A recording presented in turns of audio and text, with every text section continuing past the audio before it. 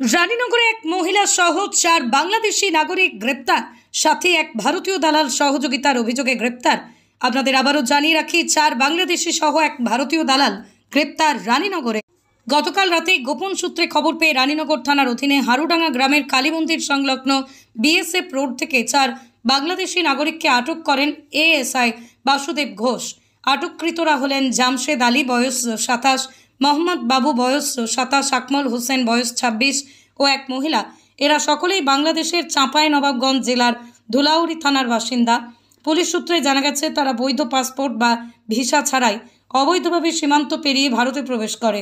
জিজ্ঞাসাবাদে তারা জানায়, শিবনগরের বাসিন্দা শরীফুল ইসলাম ওরফে শেখ, বয়স 51, যিনি একজন ভারতীয় নাগরিক, তাদের এই কাজে সহায়তা করেন। তিনিও এই ঘটনায় গ্রেপ্তার হয়েছেন।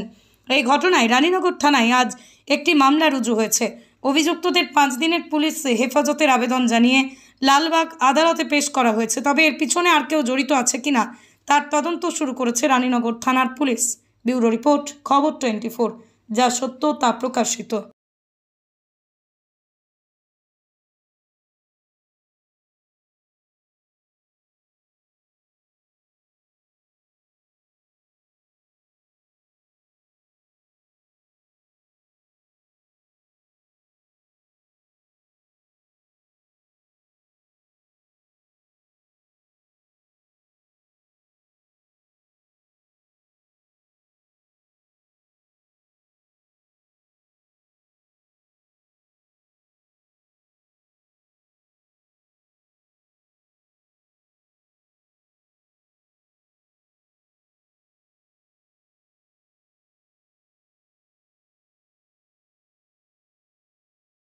আপনার আদরের সন্তানকে নেশাতে আসক্ত?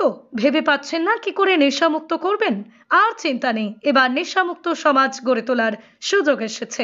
তেহট্ট ফাউন্ডেশন নামক এক বেসরকারি সংস্থার পরিশ্রমে আপনার আদরের সন্তানের নেশামুক্ত করুন, যা গত 10 বছর ধরে বিশ্বাসের সহিত কাজ করে আসছে।